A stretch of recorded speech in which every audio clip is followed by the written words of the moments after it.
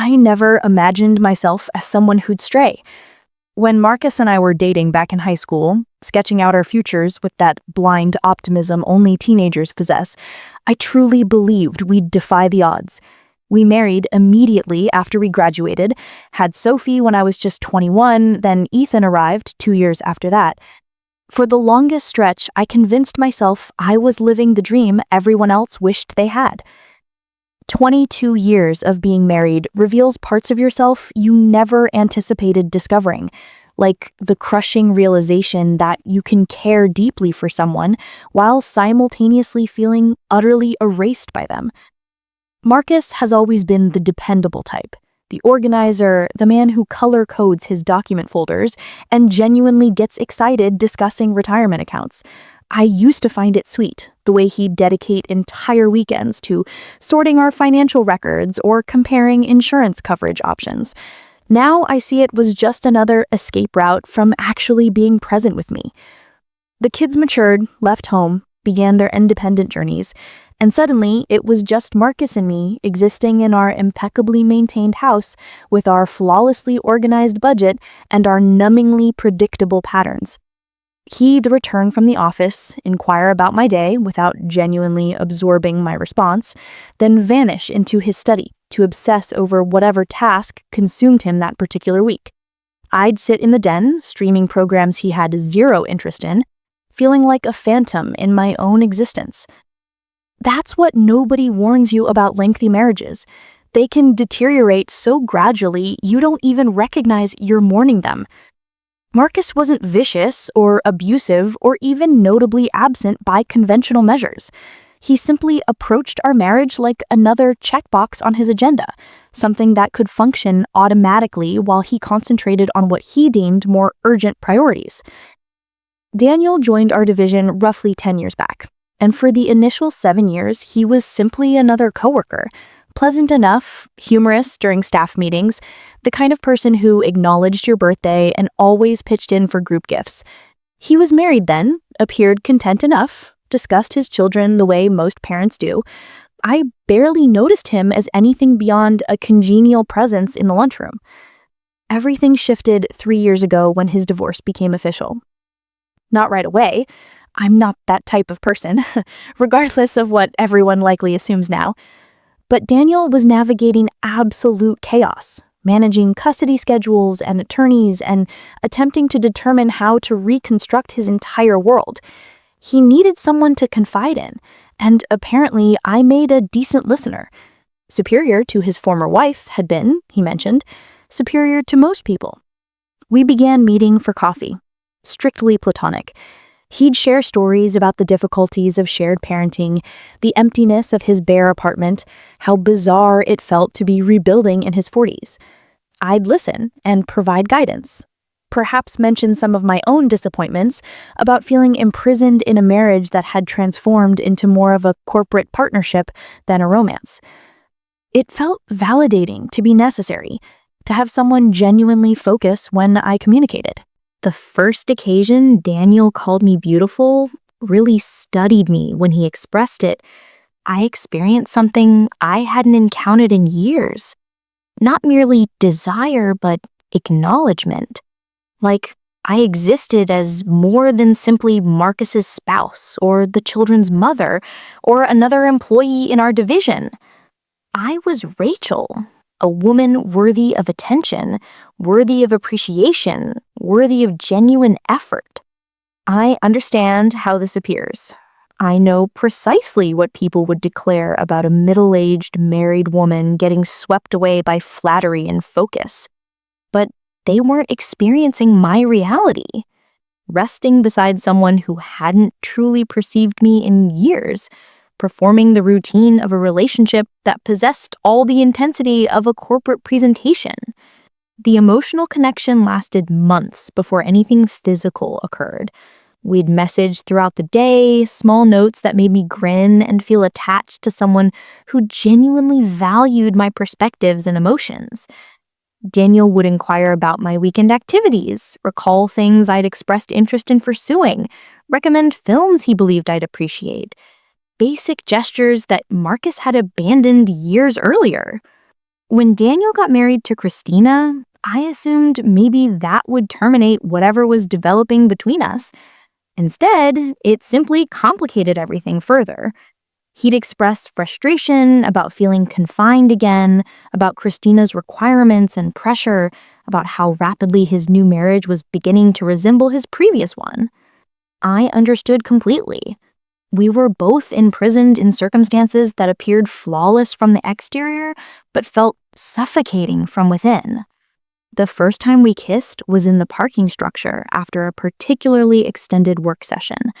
Nothing orchestrated or theatrical, just two people who'd been orbiting each other for months, finally recognizing what was transpiring between us.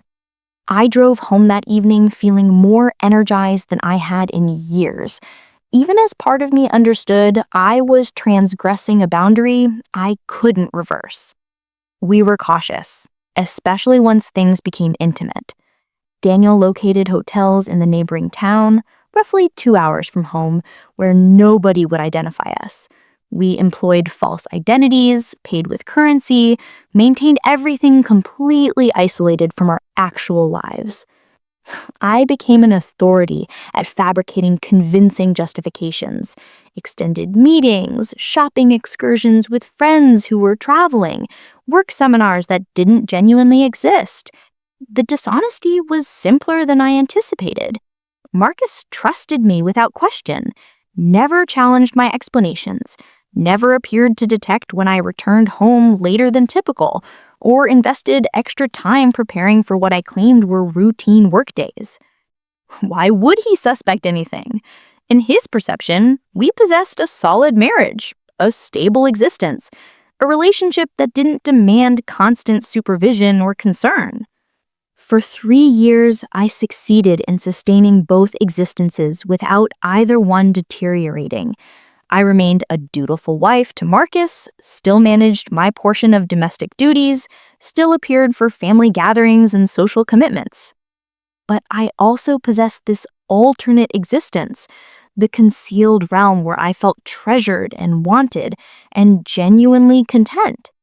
Daniel and I would invest hours discussing everything: our aspirations, our letdowns, our strategies for a future that seemed unattainable but felt more authentic than anything else in my world.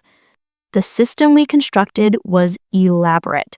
We maintained separate phones for correspondence, utilized applications that automatically erased messages, established signals for when we could and couldn't communicate.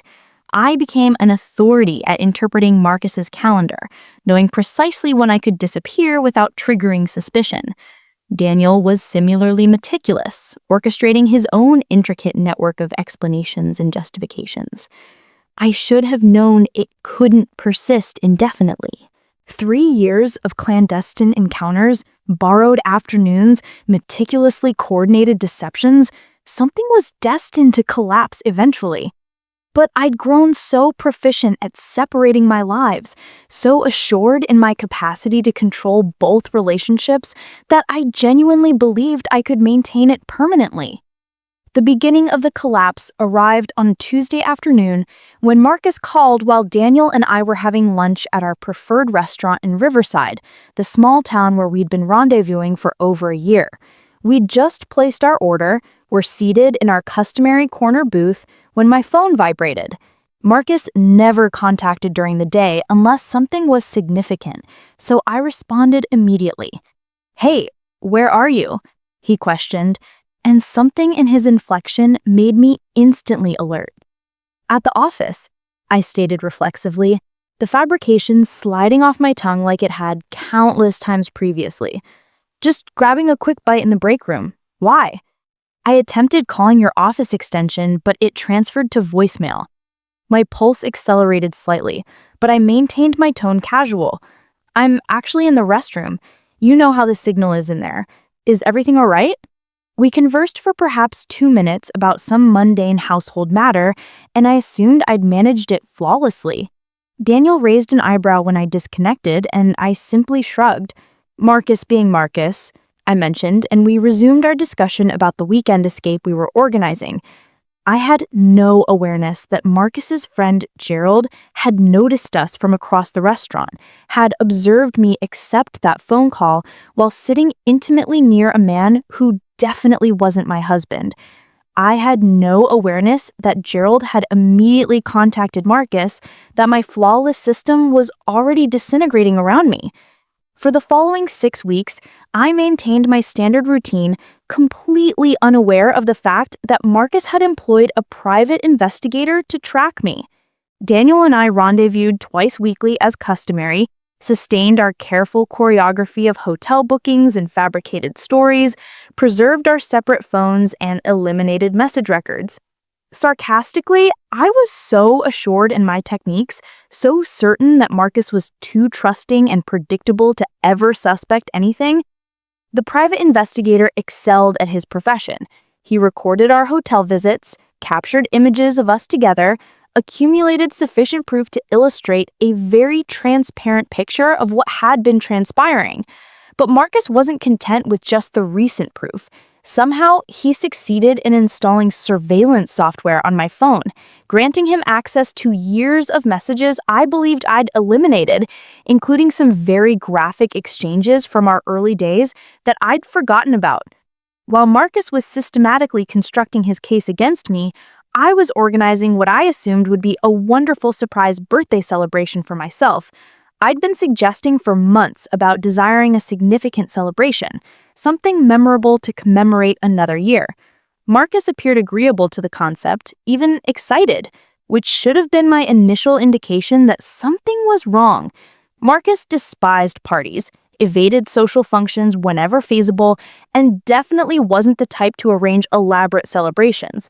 But I was so preoccupied with my double existence, so absorbed with managing my relationship with Daniel while preserving my marriage to Marcus, that I completely overlooked the warning signs. When Marcus began inquiring about guest rosters, proposing we invite people from work, even mentioning that he wanted to include my supervisor, I assumed he was finally making an effort to be more sociable. I was actually moved by what appeared like genuine interest in making my birthday exceptional. The party was arranged for a Saturday evening at the community center downtown. Marcus managed all the preparations, which was unusual but not extraordinary. He was capable with logistics when he applied himself. I invested the day preparing, thrilled about celebrating with friends and family, genuinely anticipating showing off the new dress I'd purchased specifically for the occasion. When I entered the decorated hall and saw all those recognizable faces, I felt genuinely cherished and valued. Sophie and Ethan were there, looking somewhat uneasy but attempting to be festive. My supervisor had actually attended along with several colleagues, including Daniel and Christina. Marcus's friends and family populated the crowd, and for a moment, I felt like the most fortunate woman alive. Marcus waited until everyone had arrived, until we'd all had a beverage and settled into party atmosphere, before he rose with a microphone. "Thank you all for attending to celebrate Rachel's birthday," he commenced, and I smiled at him, thinking how attractive he looked when he made an effort. Rachel loves surprises, as I'm sure you all know, and I have a very special surprise for her tonight. Something in his inflection made me hesitate, but I was still beaming when he proceeded. You know, after 22 years of marriage, you assume you know everything about your spouse, but Rachel has taught me that there are always surprises, and her infidelity after 22 years of marriage was one of those surprises. The room became completely silent. I felt my face burn hot, then cold as I attempted to process what he just declared. This had to be some kind of prank, some misguided attempt at humor that had failed. But Marcus wasn't grinning, and neither was anyone else. "I'd like you all to meet Daniel," Marcus proceeded, gesturing toward my colleague, who had turned pale as a ghost. "He's Rachel's co-worker of about a decade, and he was close enough to us that I invited him to the party. Daniel, would you like to tell everyone how close you and my wife have become?" I attempted to rise, attempted to seize the microphone, but Marcus smoothly moved away from me. "I have a slideshow prepared," he announced, and suddenly the lights dimmed and images began displaying on the screen behind him. Hotel receipts, photographs of Daniel and me entering and exiting various locations, screenshots of text messages I'd believed were permanently erased. The room erupted in shocked whispers and gasps. I could see Christina staring at Daniel with dawning horror, could see my own children looking at me like I was a stranger. My supervisor was typing in his phone, probably already organizing the workplace investigation that would follow. "Marcus, stop this," I managed to say, but my voice emerged as a rasp. "This isn't how we should handle this." "Handle what, Rachel? Handle the fact that you've been lying to me for 3 years? Handle the fact that you've been using our marriage as cover while you conduct your affair? Or handle the fact that you looked me in the eye every single day and pretended to be someone you're not?" I wanted to explain, to tell everyone that it wasn't as straightforward as it appeared, that there were reasons and complications they couldn't comprehend. But a man in a suit was suddenly beside me, handing me a manila envelope. "Rachel Morrison?" he inquired. "Yes," I whispered. "You've been served. Divorce papers. Have a nice evening." The party didn't continue much longer after that. People began departing in small groups, whispering amongst themselves, shooting looks of sympathy toward Marcus and revulsion toward me. Christina dragged Daniel out without a word, though I could hear her voice escalating in the parking lot. My supervisor departed with a curt nod that informed me my Monday morning was going to be very unpleasant. Sophie and Ethan stayed until almost everyone else had departed, but they weren't there to comfort me. "How could you do this to Dad?" Sophie demanded. "And how could you do this to us? Do you have any idea how humiliating this is?" "You don't understand," I attempted to explain. "Your father and I have been having problems for years. This isn't just about Daniel." "Then you should have gotten divorced like an adult, instead of lying to everyone and making all of us look like idiots." Marcus refused to communicate with me at all that evening, despite my attempts to apologize and explain.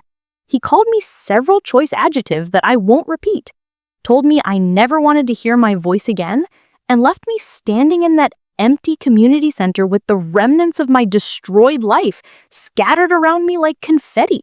The next few weeks were a nightmare of consequences I hadn't anticipated. My supervisor launched an immediate investigation into my relationship with Daniel, since we'd clearly been conducting personal business on company time and property. I was suspended pending the outcome, which meant I went from having 2 relationships to no job and no income in the span of a weekend. Daniel was facing similar consequences at work, plus dealing with Christina's fury and his own children's confusion.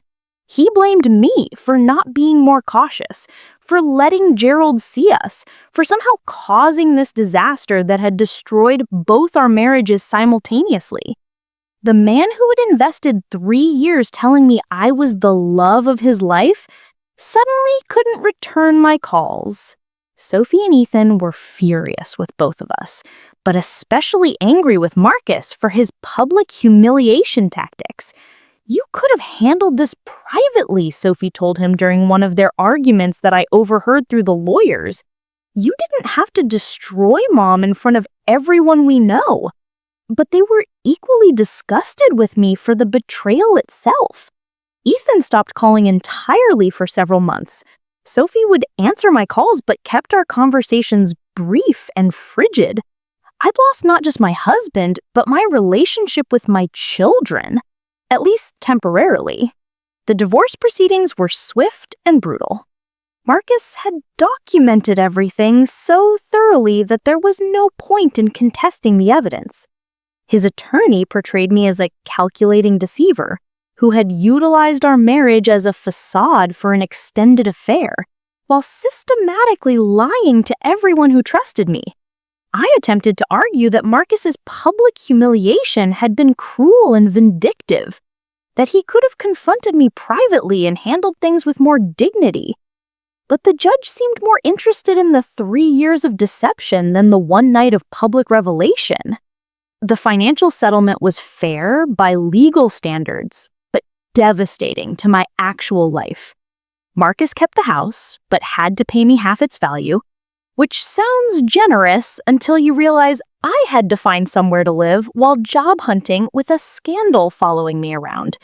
We split our savings, but there was no alimony since I was perfectly capable of working, assuming I could find someone willing to hire me after the workplace investigation concluded. The investigation at work dragged on for months.